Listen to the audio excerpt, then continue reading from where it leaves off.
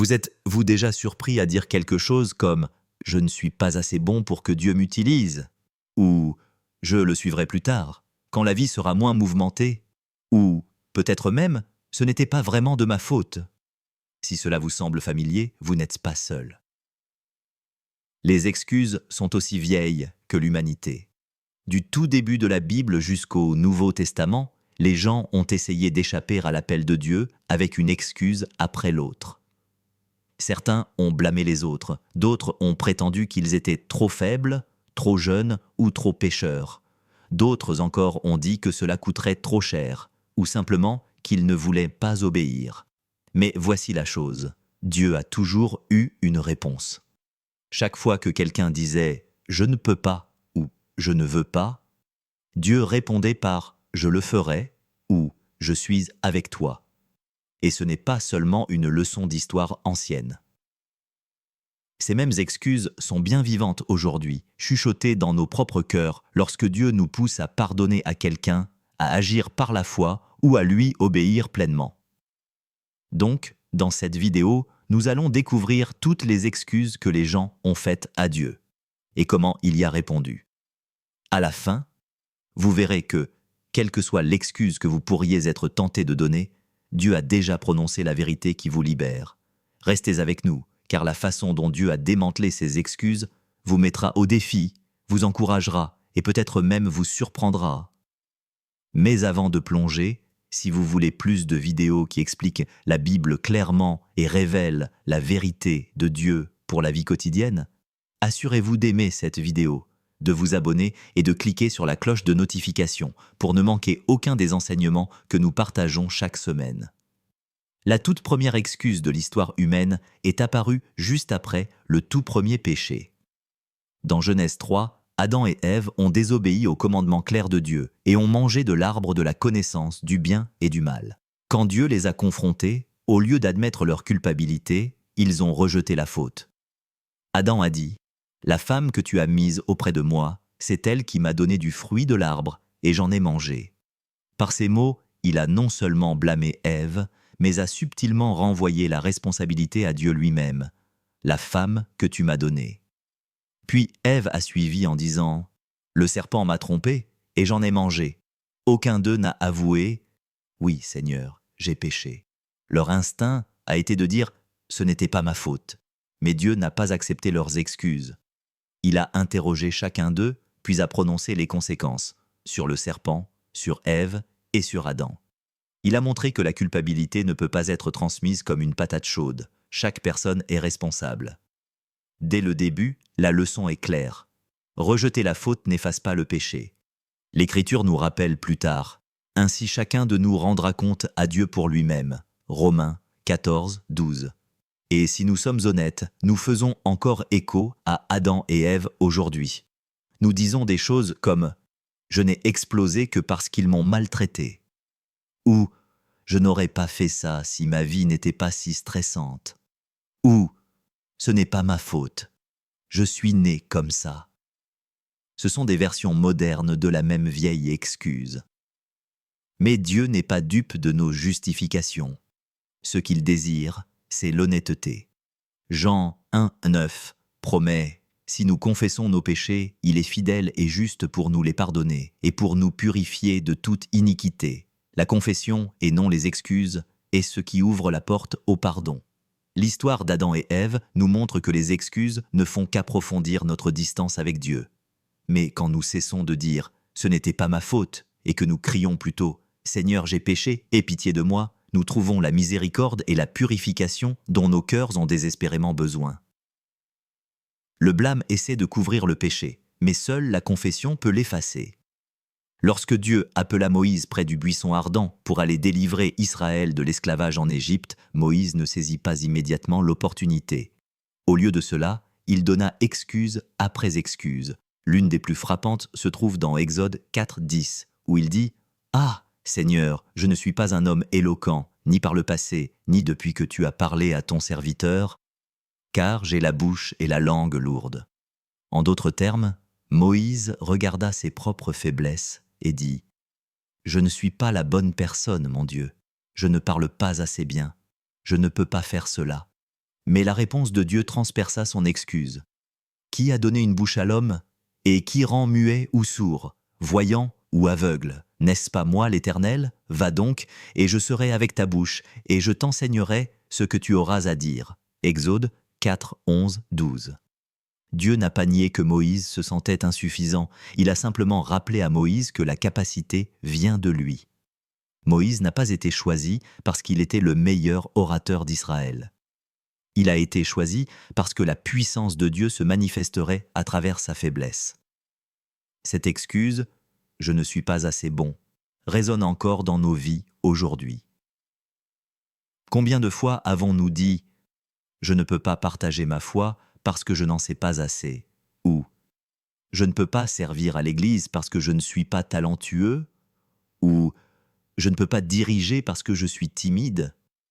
Mais la vérité est que Dieu se réjouit d'utiliser des gens ordinaires pour accomplir des choses extraordinaires.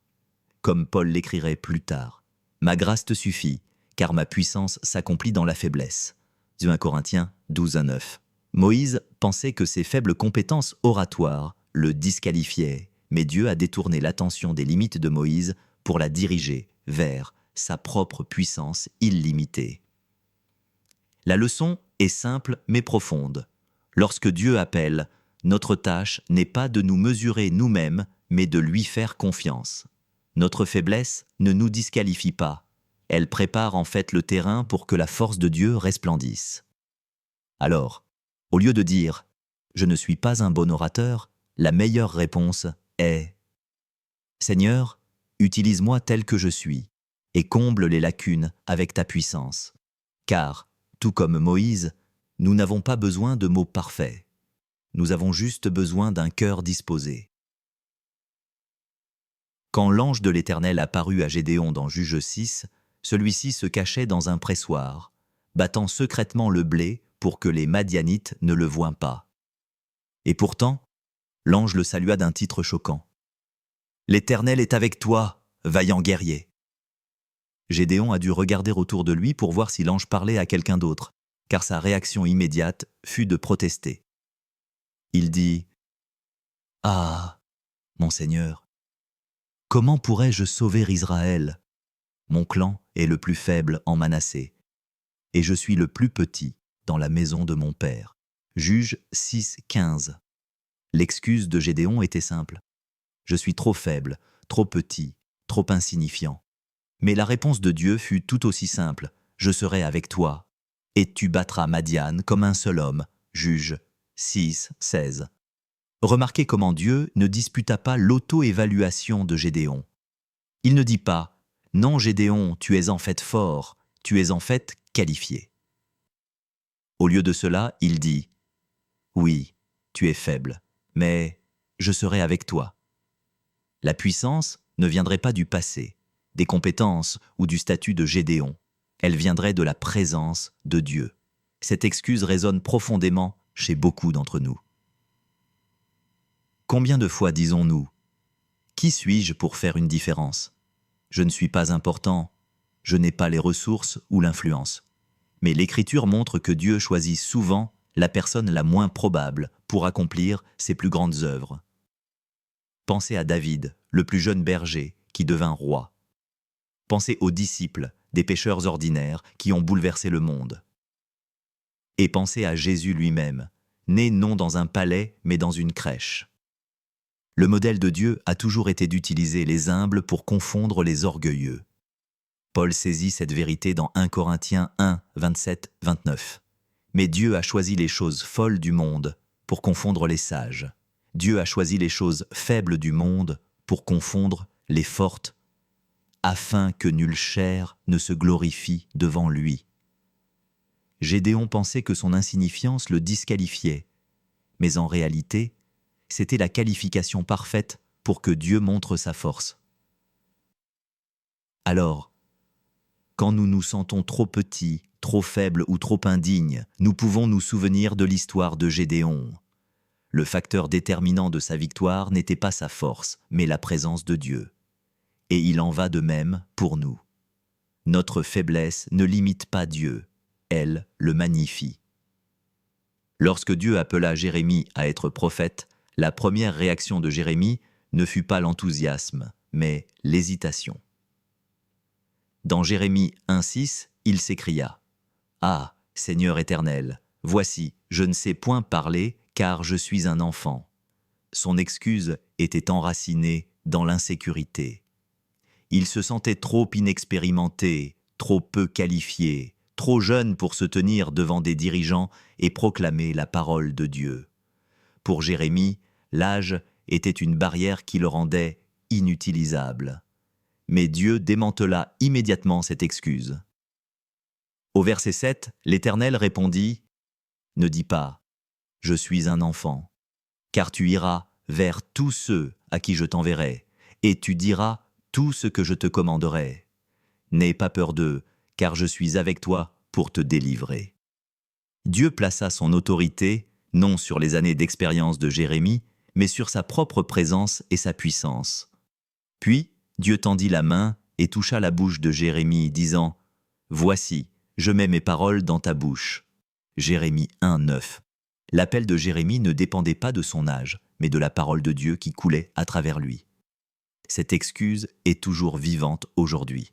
Beaucoup de jeunes croyants pensent « Je suis trop jeune pour diriger » ou « Personne ne me prendra au sérieux » ou « Peut-être quand je serai plus vieux, je servirai vraiment Dieu. » Mais l'Écriture montre constamment que Dieu n'attend pas que les gens atteignent un certain âge avant de les utiliser. Joseph était jeune quand il eut ses rêves divinement inspirés. David était un adolescent quand il affronta Goliath. Marie était probablement une adolescente quand elle porta le Messie. Timothée était un jeune pasteur et Paul l'encouragea. Que personne ne méprise ta jeunesse, mais sois un modèle pour les fidèles. 1 Timothée 4,12. Le point est clair, l'autorité de Dieu ne repose pas sur les échéanciers humains. Quand il appelle, il équipe, que vous soyez jeune ou vieux. Jérémie pensait que sa jeunesse était un handicap, mais Dieu en fit une plateforme pour sa gloire. L'âge peut faire douter les autres, mais la présence de Dieu dissipe tout doute. Alors si jamais vous vous êtes senti trop jeune, trop inexpérimenté ou trop au début de votre parcours pour servir Dieu, souvenez-vous de Jérémie. L'appel de Dieu n'attend pas que vous vous sentiez prêt, son appel vous rend prêt. Parmi toutes les excuses que les gens ont données à Dieu, celle de Jonas est peut-être la plus directe.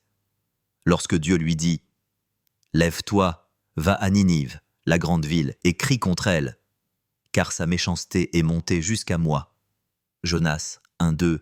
Jonas n'a pas argumenté sur le fait d'être trop faible ou trop jeune. Il ne s'est pas plaint de manquer de compétences. Son excuse était plus simple. « Je ne veux pas. » Au lieu d'obéir, Jonas s'enfuit dans la direction opposée, montant à bord d'un navire pour Tarsis, afin d'échapper au commandement du Seigneur.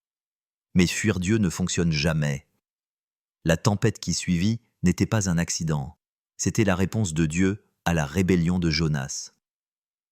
Quand les marins jetèrent Jonas à la mer, Dieu désigna un grand poisson pour l'engloutir. À l'intérieur de ce ventre, Jonas eut 3 jours pour réfléchir à son excuse. Et là, dans son lieu le plus sombre, il pria. Il réalisa que son « non » obstiné ne pouvait pas résister à la volonté inébranlable de Dieu. Ce qui est frappant, c'est la patience mais aussi la fermeté de Dieu. Il n'a pas simplement abandonné Jonas et trouvé quelqu'un d'autre. Après que Jonas fut rejeté, la parole du Seigneur lui parvint une seconde fois. « Lève-toi, va à Ninive, la grande ville, et proclame-lui le message que je te dis. » Jonas 3, 1, 2. L'appel n'avait pas changé. La mission était la même. Dieu disait « Jonas, ta réticence n'annule pas mon commandement. » Cette excuse « je ne veux pas » est l'une des plus pertinentes aujourd'hui. Dieu nous pousse à pardonner à quelqu'un, mais nous disons « je ne veux pas ». Il met dans nos cœurs de servir, de partager l'Évangile, de sortir de notre zone de confort, et nous résistons. Pas moi, pas maintenant, pas ça. Pourtant, l'histoire de Jonas prouve qu'éviter l'obéissance ne mène qu'à des tempêtes de notre propre fabrication. Notre entêtement retarde l'œuvre de Dieu, mais il ne peut pas l'arrêter. Finalement, Jonas est allé à Ninive, et le peuple s'est repenti. Mais la plus grande leçon était pour Jonas lui-même. Dieu lui a montré que sa miséricorde est plus grande que les préférences de Jonas, et sa volonté est plus forte que la réticence de Jonas. Alors, quand nous sommes tentés de dire « je ne veux pas », Jonas nous rappelle que les plans de Dieu ne sont pas des suggestions facultatives. Ce sont des appels à l'obéissance, et dans cette obéissance, nous découvrons à la fois la puissance et la miséricorde de Dieu. Fuir ne mène qu'au désespoir, mais l'abandon mène à la vie. L'une des excuses les plus tristes de la Bible est venue d'un homme qui semblait si proche de la vérité. Les évangiles nous racontent l'histoire du jeune homme riche qui vint en courant vers Jésus, posant une question sincère. « Bon maître, que dois-je faire pour hériter la vie éternelle ?» Marc 10, 17. Il était moral, religieux et extérieurement désireux. Quand Jésus lui rappela les commandements, il répondit avec assurance « Maître, j'ai observé toutes ces choses dès ma jeunesse. » À toutes les apparences, il était le candidat parfait pour le discipolat. Mais Jésus vit plus profondément. Il posa son doigt sur le cœur de l'homme et dit « Une chose te manque.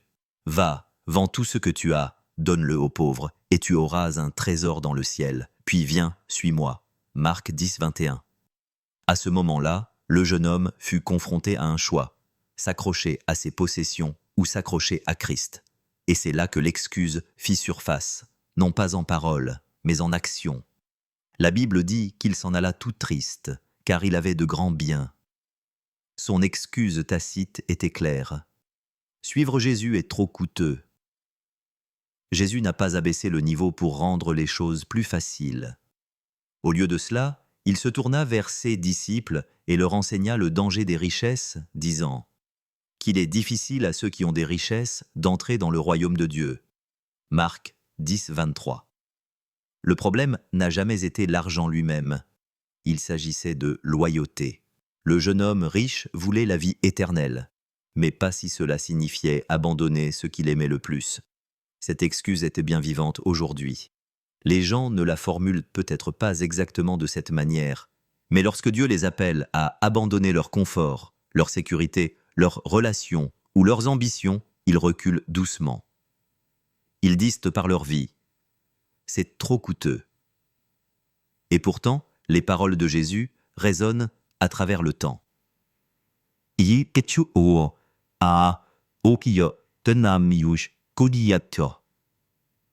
À quoi sert-il à un homme de gagner le monde entier s'il perd son âme ? Marc 8, 36. La tragédie de cette histoire est que l'homme s'éloigna du trésor même qu'il prétendait chercher. Il pensait que le coût de suivre Jésus était trop élevé, mais en réalité, le coût de le rejeter était infiniment plus élevé. Ce qu'il appelait un sacrifice, Jésus l'appelait liberté. Ce à quoi il s'accrochait était temporaire, mais ce qu'il abandonnait aurait été échangé contre la vie éternelle. Alors, la question se pose à nous. À quoi nous accrochons-nous trop fermement ? Quelle excuse nous empêche de suivre pleinement Christ ? Le jeune homme riche nous montre que lorsque nous disons « c'est trop coûteux », nous mesurons avec des balances terrestres. Mais Jésus nous offre quelque chose au-delà de tout prix. Le don de lui-même, le seul trésor qui ne se fane jamais. Parmi les nombreux moments que les disciples passèrent avec Jésus, l'un d'eux se distingue comme une illustration de la limitation humaine se heurtant à la puissance divine. Dans Jean 6, une foule immense de plus de 5000 personnes suivit Jésus, affamé de ses paroles, et bientôt affamé de nourriture. Jésus se tourna vers Philippe et demanda « Où achèterons-nous du pain pour que ces gens mangent ?» La réponse de Philippe était pleine de doutes. Pour qu'ils aient chacun un peu, il faudrait du pain pour 200 deniers.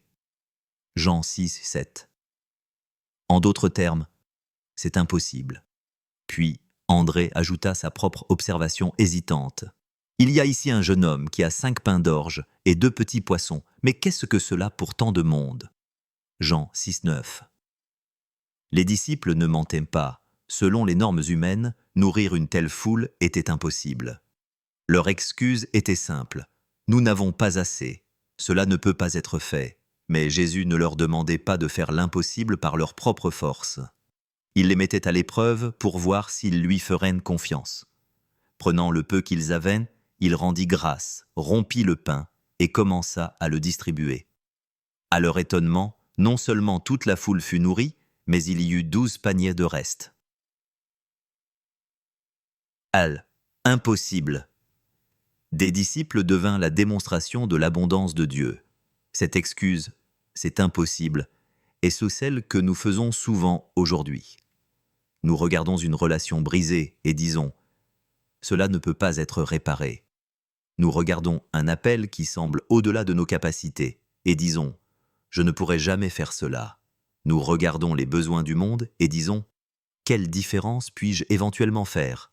Et pourtant, la réponse de Jésus résonne à travers les âges. Ce qui est impossible aux hommes est possible à Dieu. Luc 18, 27. Les disciples apprirent ce jour-là que Dieu ne demande pas ce que nous n'avons pas. Il nous demande d'apporter ce que nous avons, aussi petit soit-il. 5 pains et 2 poissons entre les mains de Jésus devinrent un festin. De la même manière, notre temps limité, nos ressources limitées, notre capacité limitée peuvent devenir plus que suffisantes lorsqu'elles lui sont remises. Alors, la prochaine fois que nous nous sentirons dépassés et tentés de nous excuser en disant « c'est impossible », nous devrions nous souvenir de la colline où des milliers de personnes furent nourries. La vérité est que c'est impossible pour nous, mais pas pour lui. Notre « pas assez » est la toile même sur laquelle Dieu peint sa gloire. L'excuse la plus puissante de toutes est peut-être celle qui murmure « j'ai trop mal agi, je suis allé trop loin pour que Dieu puisse un jour m'utiliser ». Si quelqu'un n'a pu croire cela, c'était Saül de Tarse, l'homme que nous connaissons sous le nom de Paul. Avant sa rencontre avec Christ, Saül n'était pas seulement indifférent au christianisme, il en était le plus féroce ennemi. Acte 8 le décrit ravageant l'Église, traînant hommes et femmes en prison. Il respirait la menace et le meurtre contre les disciples de Jésus.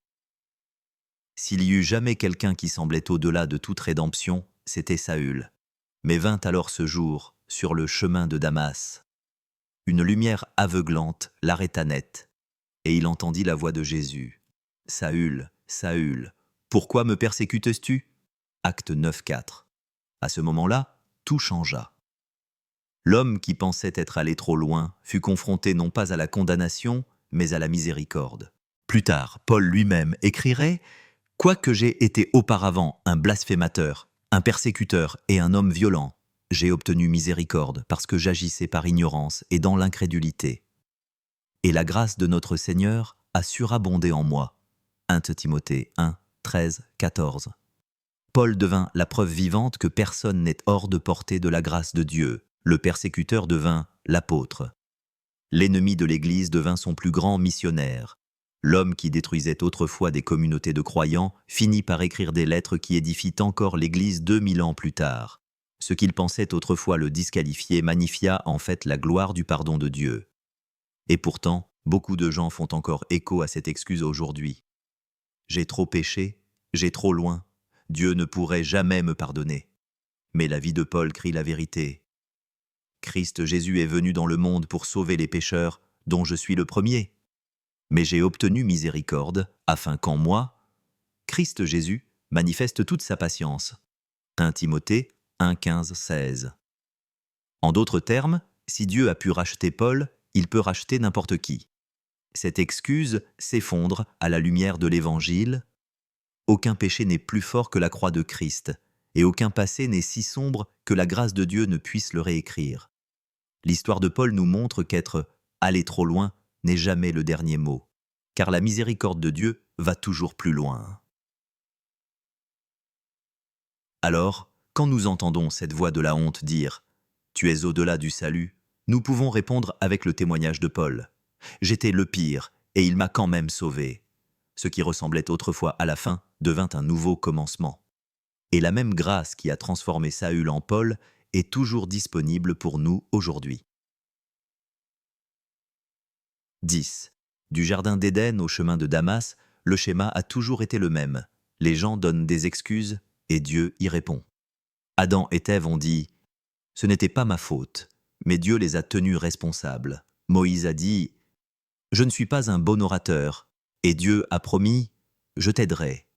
Gédéon a dit « Je suis trop faible », et Dieu a assuré « Je serai avec toi ». Jérémie a dit « Je suis trop jeune », et Dieu a dit « Ne dis pas cela, j'ai mis mes paroles dans ta bouche ». Jonas a dit « Je ne veux pas ».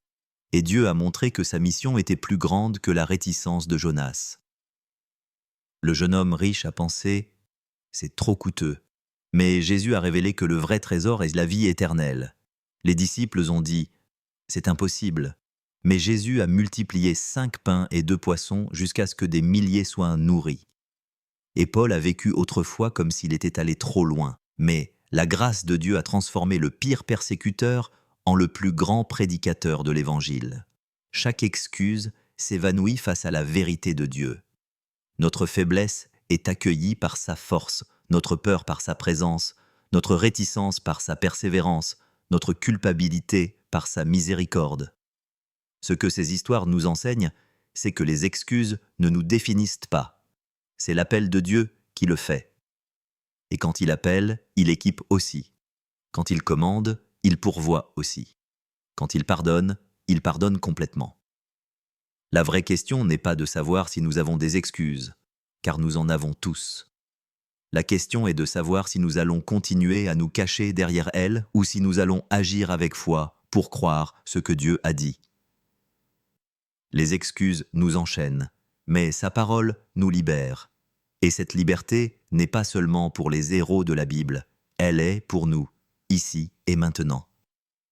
Alors, peut-être qu'aujourd'hui vous avez dit à Dieu « Je ne suis pas prêt, je ne suis pas digne, je ne suis pas assez ». Entendez sa réponse. « Ma grâce te suffit, car ma puissance s'accomplit dans la faiblesse ». Peut-être avez-vous pensé « Je suis allé trop loin ». Entendez sa réponse. « Rien ne peut vous séparer de mon amour ». La vérité est simple mais bouleversante. Nos excuses sont nombreuses, mais les réponses de Dieu sont plus grandes. Si cette vidéo vous a encouragé, n'oubliez pas d'aimer, de vous abonner et de partager afin que plus de gens puissent entendre ces vérités puissantes. Et j'aimerais avoir de vos nouvelles dans les commentaires. Quelle est l'excuse que vous donnez le plus souvent à Dieu et comment sa parole y répond-elle? Édifions-nous les uns les autres alors que nous continuons à apprendre à lui faire plus confiance qu'à nos peurs.